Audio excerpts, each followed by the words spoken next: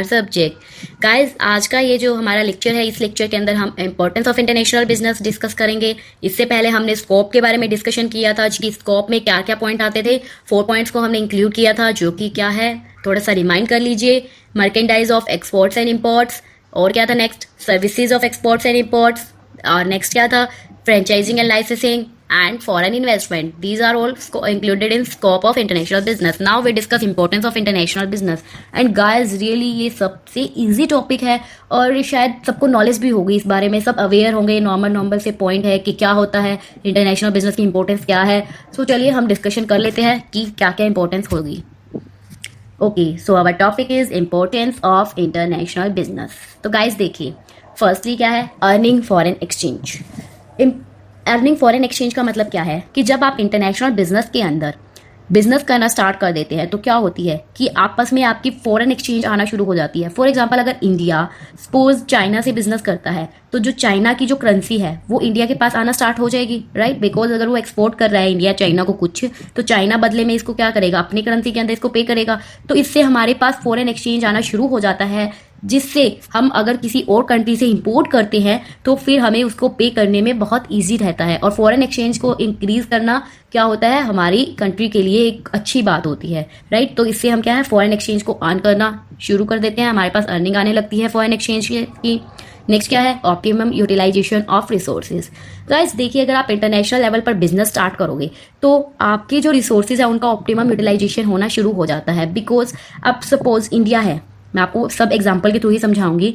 India है, मान लीजिए इंडिया के पास जो है रिसोर्स बहुत ज़्यादा है, ठीक है।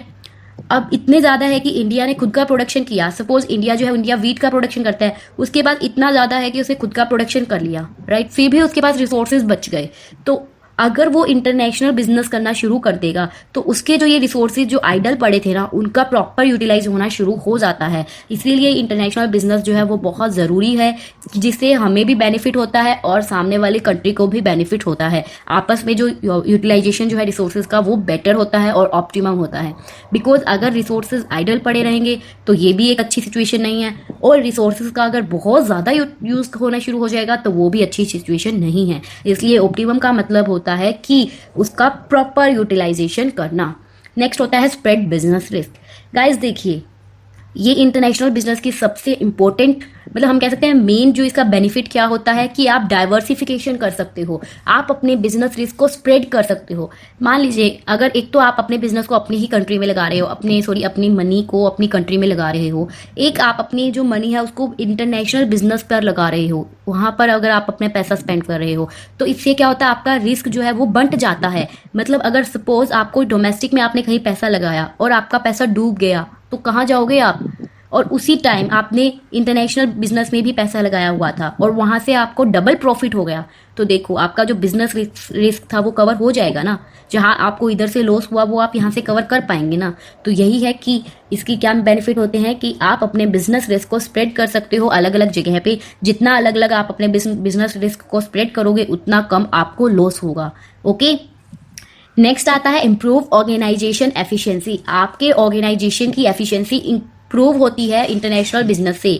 देखिए, अगर आप इंटरनेशनल लेवल पर बिजनेस करना स्टार्ट करेंगे तो आप अपने आप को बेटर बनाने की कोशिश करेंगे। आप ये चाहेंगे कि आपका प्रोडक्ट जो है उसकी क्वालिटी जो है वो बेटर से बेटर हो, ताकि आप इंटरनेशनल बिजनेस जो है उसकी मार्केट को क्या कर सको, कैप्चर कर सको। इसीलिए ये क्या करता है, आपके ऑर्गेनाइजेशन की जो एफिशिएंसी है उसको क्या करता है, इंप्रूव करता है, उसको बढ़ाता है। Okay, clear this point.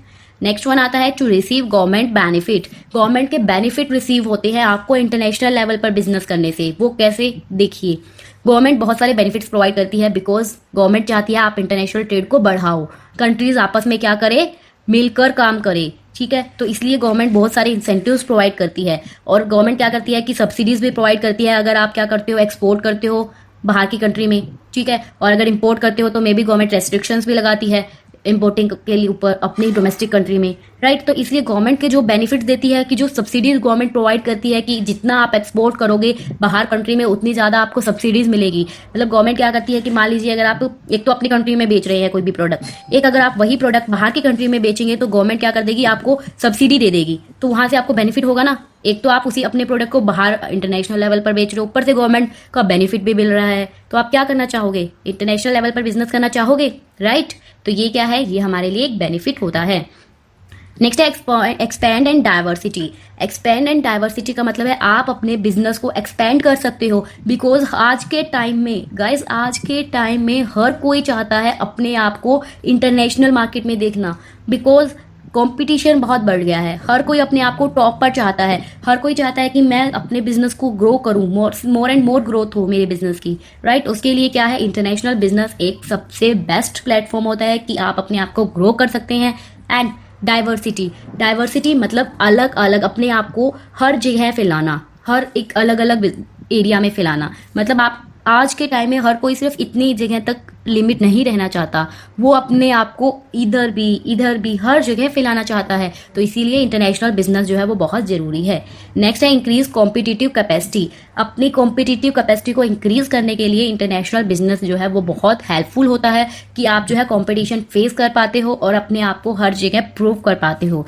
तो ये आपकी इंपॉर्टेंस है इंटरनेशनल बिजनेस की। आई होप आप सबको बहुत समझ आई होगी अच्छे से। थोड़ा सा समडअप कर देती हूँ कि फॉरेन एक्सचेंज को अर्न करने के लिए, ऑप्टिमम यूटिलाइजेशन करने के लिए रिसोर्सेज का, बिजनेस रिस्क को स्प्रेड करने के लिए इसकी जरूरत है, ऑर्गेनाइजेशन एफिशिएंसी को इंप्रूव करने के लिए, गवर्नमेंट के बेनिफिट्स को रिसीव करने के लिए, अपने आप को एक्सपेंड एंड डाइवर्सिफाई करने के लिए, एंड कॉम्पिटिशन कैपेसिटी को इंक्रीज करने के लिए। और